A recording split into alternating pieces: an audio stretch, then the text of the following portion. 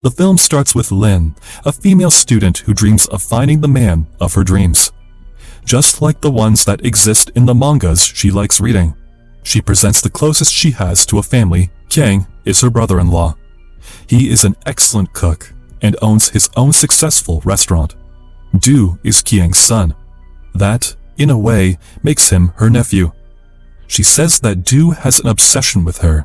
He ruins all her dates. A short montage presents a couple of Lin's dates that are interrupted by Du's funny methods.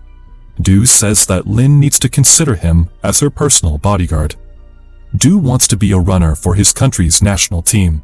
He returns home and argues with his father about it. Kyang tells him that he should focus on studying medicine or engineering. If he can't do that, he will go and work in Kyang's restaurant. Lin narrates that she went in nursery school and now works as a physical therapist. Du has moved to Bangkok because he got a sports scholarship. Both of them are grown-ups now. Meanwhile, Kyang speaks with his friend and says he has no idea where his son is. Du runs a race, but he finishes last. Following, we see Du working at a supermarket with Men, another employee.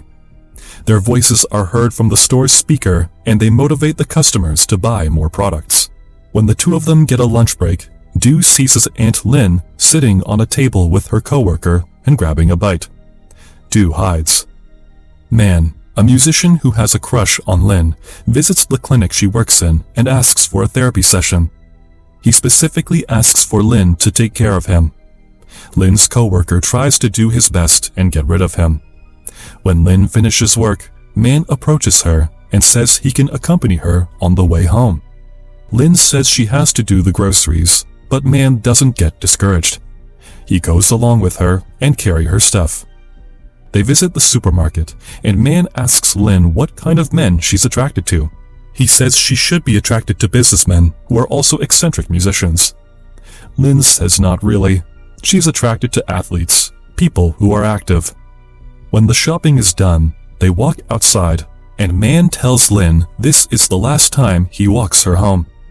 Lin seems happy about it, but Man says this is the last time because from now on, they will see each other every day. He is moving in her apartment building. Du and Man are hiding behind a vehicle and are listening to them. Man tells Du that this guy is going to get his aunt sooner or later. Du calls his father and tells him to allow Aunt Lin to live in a mixed-gender apartment because Bangkok is dangerous nowadays. Kyang asks Du where he is, but Du tells him nothing. The next day, Man knocks on Lin's door and he is all dressed up like a fitness enthusiast. However, he says he is not doing this for Lin. That's hard to believe since he has written Lin's name on his chest. Lin shuts the door on his face. Man pretends his nose got hit, and Lin opens the door again. Man says the real reason he came to her is because he needs some plates and cutlery since he recently moved in his apartment and it's not fully equipped. He also wants to come in and eat with her. Lin says she could lend him some plates, but they can't eat together. She closes the door on him again. Someone is knocking on her door once more. She opens the door, but this time it's Du and Men who are standing outside her apartment. She lets them in and starts asking Du questions, where he stays and if he is studying anything. Du says that he has been staying with Men and he dropped out of college to get a job. Men says that he has been taking good care of Du and then intends to give Lin his phone number. Du quickly kicks him out of the apartment. Kyang calls Lin and says he got a call from Du, asking him to allow Lin to stay in a mixed-gender apartment. He asks her if she has spoken with Du. Du tries to signal Lin what to reply. Eventually, Lin says she has to go and hangs up. In any case, Du will stay with Lin from now on. Du and Lin grab some fast food, and Du asks her about Man. Lin says he is flirting with her, and Du asks if there is anyone else apart Man that's hitting on her. Man visits Lin at the hospital again and asks for another treatment. After he comes up with a couple of cheesy lines, Lin and her coworker hook him up for an electrical muscle stimulation treatment. Man asks Lin to stay with him, but she gets a text message from Du and excuses herself.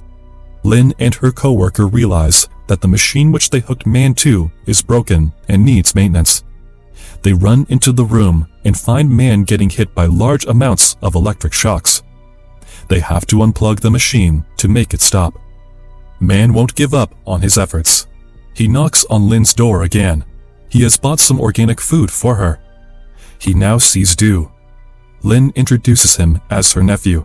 Man says he would love to eat with them and get to meet Du. They all sit down to eat together. Man prepares some salads and a green cleansing smoothie for Lynn. Du is annoyed by Man's excessive armpit hair. Du tries to finish all the food as quickly as possible to make Man leave.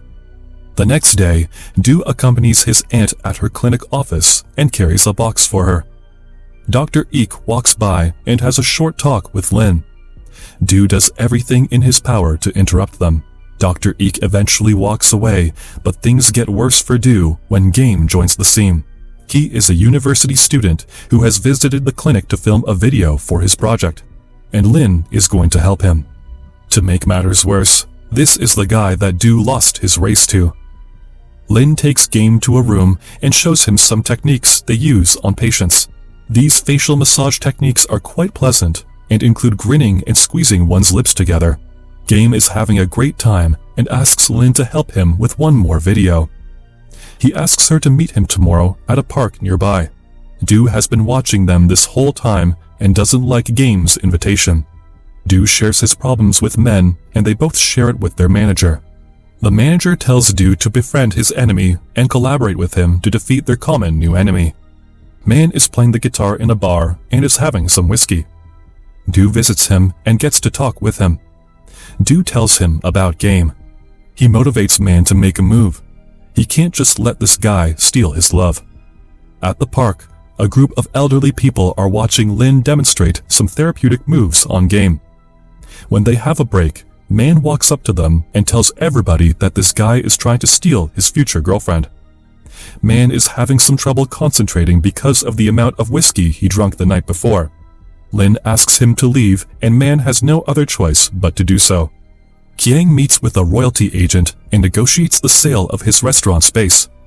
The agent sees some pictures on the wall and one of Kiang's friends explains how Lynn is Du's aunt, even though Du is practically older than her. Lynn visits the supermarket and tells a female employee that she forgot her shopping bag the other day. The employee tells her to chat with the customer support. They will be able to help her and give her bag back. Lynn does contact support and her message is seen by Men.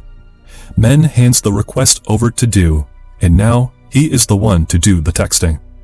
Du remotely introduces himself as Mr. Chat and asks Lynn to describe her bag and its contents. Lynn sends him a picture of her bag and says she kept a manga book in it. Du grabs that detail and uses it to connect with Lynn.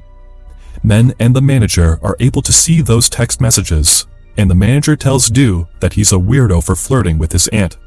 Lynn's coworker tells her the same thing. It's weird that she is talking that much to a guy who should be helping her with her request instead of flirting with her. When Du returns home, he is greeted by Man. He tells Du that he is in the process of getting over Lynn.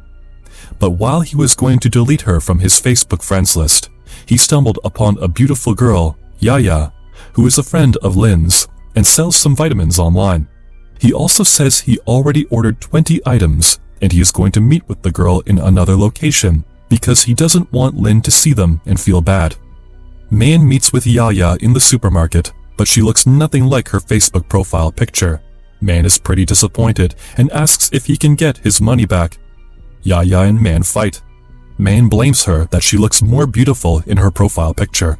Yaya blames him that he also pretends to be rich in his Facebook profile. Man approaches them and asks them to calm down. Lynn also joins them, but for another reason. Lynn texts Du and tells him she knows he is Mr. Chat.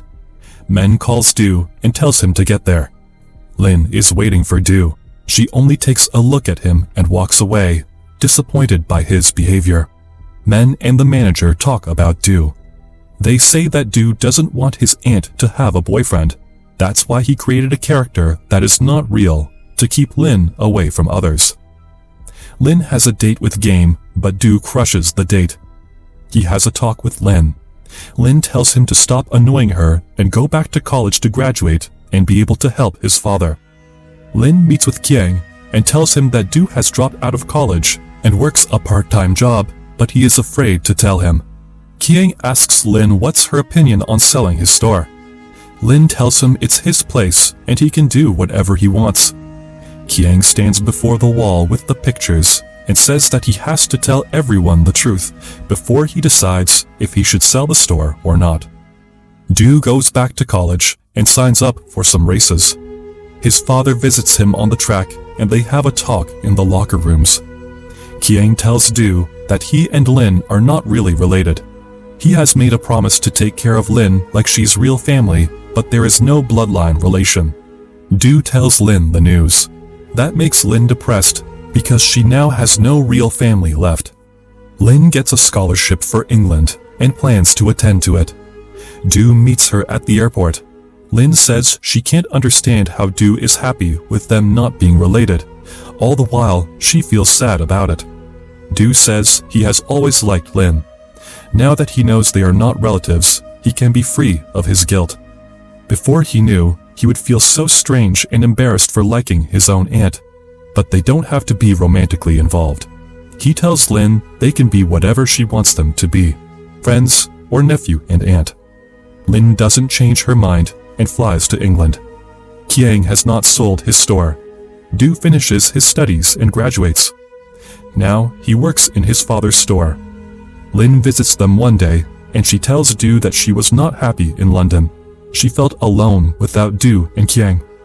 The film ends with Du and Lin walking on a bridge and Du asking her if she has a boyfriend or someone she likes. Subscribe and hit that like button to help our channel grow. Turn the notifications on so you won't miss any of our new videos. Thank you for watching.